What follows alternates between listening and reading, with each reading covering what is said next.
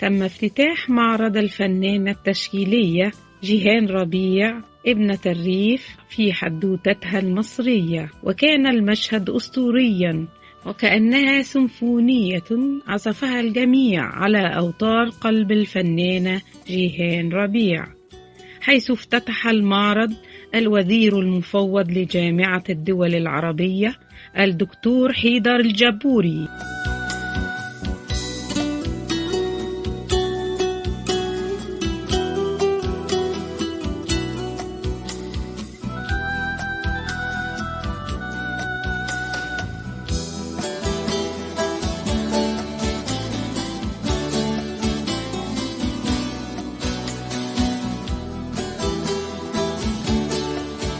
الحدوتة المصرية بتتكلم ببساطة عن الشارع المصري، الطبقة البسيطة اللي معظمها نشأنا وكبرنا فيها.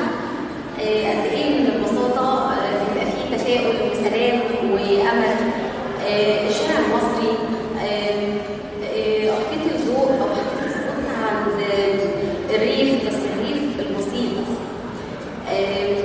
الحدوتة المصرية هي إحنا، هي حسيت في كل امرأة بتقوم بدور بطولة في فرص معينة. الحدوتة المصرية هي عمتي وعمتك، خالتي وخالتك، جارتنا اللي ربتنا.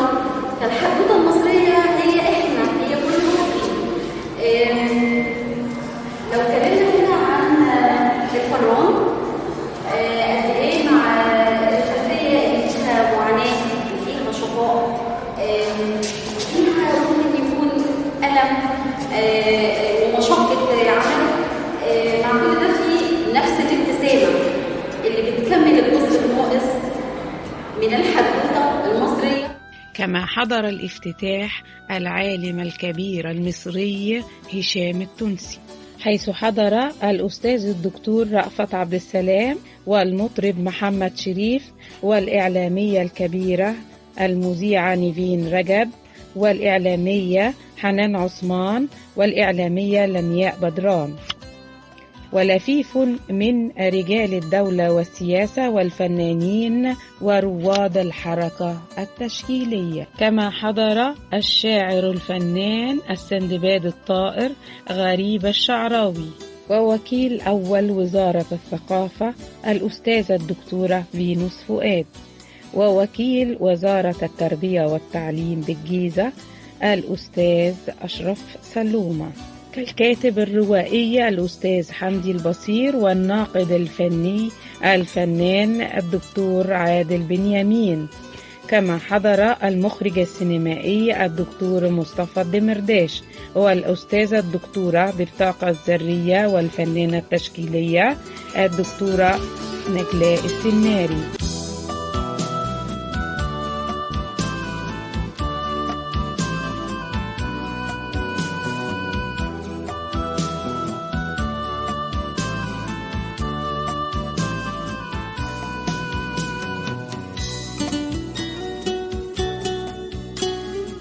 النهارده بنقرا فيها او بنتكلم او بنصور او حدوته مصريه بتحكي حكايه كل يوم كل لحظه، اصبحت دايره مستمره اللي هي كاننا رسم بكره الشريط السينما اللي عملته فيها الاستاذه الفنانه جيهان ربيع. عملت حاجه جميله جدا، وبهذا الطريقه خلت لي كل لوحه عباره عن كوكب بيلف حوالين الكره الارضيه او القاعه المستديره عشان نقول حدوته مصريه. نبتدي بالخباز. الخباز النهارده طبعا دي حاجه مهمه جدا، وده زي ما بيقولوا العلاقه بتاعت النهارده الاب تو ديت. شغل النهارده تقديم القمح في لوحه القمح والفلاحه اللي اتعمل فيها نظريه فنيه جميله جدا. المثلثات النهارده الفلاحه اللي شايله هي اترسمت تكوين مثلث الفلاحه، وبعدين اتعمل القش بتاعها حلو جدا. عندي النهارده حاجه ثانيه الخباز والعيش وبصته ونظرته وطريقته في التكوين. اتكلم على الكتله، بتكلم على الفراغ، بتكلم على فن المنمنمات، بتكلم على المنظور الضوئي، بتكلم على المنظور اللوني، بتكلم على التكوين اللوني، بتكلم على البعيد والقريب، بتكلم على البارد والسخن. رغم ان هي عندها في حاجات لوحات ما فيهاش شخوص، لكن بتلاقي فيها شخوصها. عندي النهارده لو احنا اتكلمنا ورجعنا على حدوته مصريه في الزمن الجميل، هنلاقي بورتريه للسيده ام كلثوم، هنلاقي بورتريه لعبد الحليم حافظ، هنلاقي بورتريه للفلاحه، هنلاقي بورتريه للراجل والفلاح والفلاحه اللي هم قاعدين في لحظه الانسجام. في عندي كمان الراجل القهوجي الجرار ده مهم قوي، اللي هو بياخد الصينيه وبياخد وبيقلب. عندي انا اللوحه بتتكون من الوان جميله جدا، الوان زجاجيه ادتني حسستني بزجاج، حسستني بحركه المعلقه اللي موجوده في الكوبايه، حسستني بالضوء والظل، ادتني ازاي بصت الراجل ونظرته خرجته بره الشغل طبعا رائع جدا جدا. سمياء بدران، فنانة تشكيلية. حضرت معرض فنانة الشعب الأستاذة جيهان ربيع، حدوتة مصرية في دار الأوبرا المصرية. المعرض رائع جميل، بيحكي حياة الشارع والريف المصري وبعض الفنانين المشهورين وأطفال. الأعمال رائعة وممتازة، وحكت عن بساطة الشعب المصري، ورسمت كمان معاناة المرأة وكفاحها وأصالة الشعب المصري.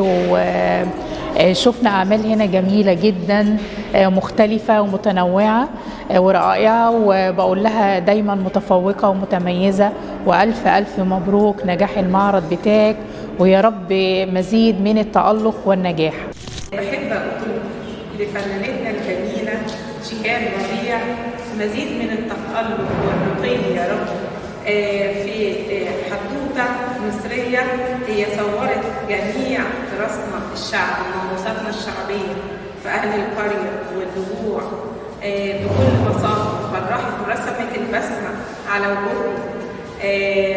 لقينا الأطفال اللي موجودين ورا الشباك والبسمة مغرقة وشهم، رغم إن هم بسطاء. عملت كل المهن الشعبية، حتى المهنة اللي فيها صورة الست المصرية الشقيانة اللي بتتعب وبرضه ابتسامتها على وشها، حتى ده مخليش من الحدوتة المصرية بتاعتها. صورت المهن زي الفران، صورت الراجل، الأسرة المصرية البسيطة اللي في القرى اللي كلها حب وخدت عليها جايزة قدام فنانينا العرب، ومثلت مصر جوه الفن الراقي والمعرض اللي طلعت فيه الأولى باللوحة الجميلة دي اللي كلها حب وفي تناغم وفي لغة وحوار ما بين السيدة وزوجها، وكلهم في منتهى السعادة. وكان في النار الحب منورة الشغل بتاعها في اللوحة، ما خليتش من الخطوط العرضية والخطوط المتوازية والإضاءة اللي عاملة جمال للوحة وعاملة خط منكسر، ما خليتش من الخطوط الطولية، الخطوط العرضية، الإضاءة، اللمسات، الخامات المستخدمة. حتى الخامة هي عملتها بنفسها، خامة الزيت. مبدعة في الشعر، مبدعة في الرسم، الريشة والألوان، مبدعة في تكوين الزيت. بقول لها من كل قلبي دايما بالتوفيق ودايما بالتقدم.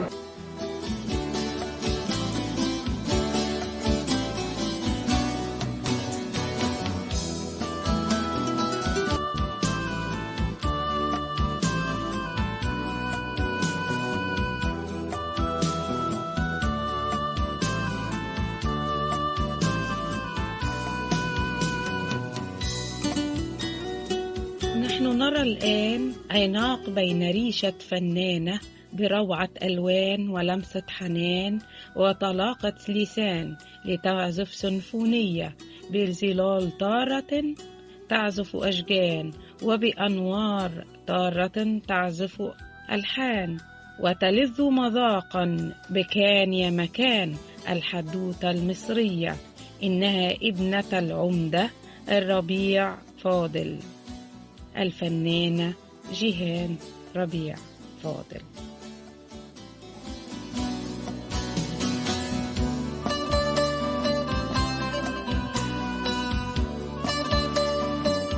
مساء الخير، سارة خالد، بشتغل تيلي ماركتينج. حضرت المعرض في قاعة زايد بكير، يعني انتابني شعور حلو قوي في أستاذة جيهان ربيع. معرض جميل جدا بجد، شعور حلو قوي، يعني مجرد ما انت بتبص على اللوحة انت بتبتسم تلقائي. بيدل على كل لوحة بتدل على حاجة، يعني البساطة والرضا والاحتواء الاحتضان، يعني والبساطة جدا. من أقل شيء بنقدر نعمل حاجة تساعدنا، زي اللوحات بتاعة الأطفال. نقدر من أقل حاجة نعمل حاجة تساعدنا ونلعب بيها وبنبقى مرضيين وبنبقى سعداء بده. الجد والجدة اللي هم مع بعض برضو حلو قوي، إن هم عشتهم ومع بعض وعجزوا مع بعض ورغم كده مبسوطين، وشايفها في عينه زي ما شايفها أول نظرة هو أول ما شافها، وهي نفس الشعور برضو بتبادله، ومكملين مع بعض، يعني ساندين بعض ومكملين مع بعض الحياة لغاية ما وصلوا للعمر ده مع بعض. الست ب100 راجل تقدر بتساعد جوزها في الغيط، بتشيل وبتحط 100 راجل بمعنى الكلمة. يعني كل صورة بتوحي حق غير الآخر، بس كله في الإجمالي إن هو بيخليك سعيد، بيخليك مبسوط إنك بتبص على حاجة بتكلم عننا، عن تراثنا، عن بلدنا، عن زمان، الخضرة والرضا والتسامح، وإن حد بيديك حاجة بنفس راضية، مش محتاج إنك تقول له عايز حاجة، هو يا دوبك هو مرتاح وهو بيدينا.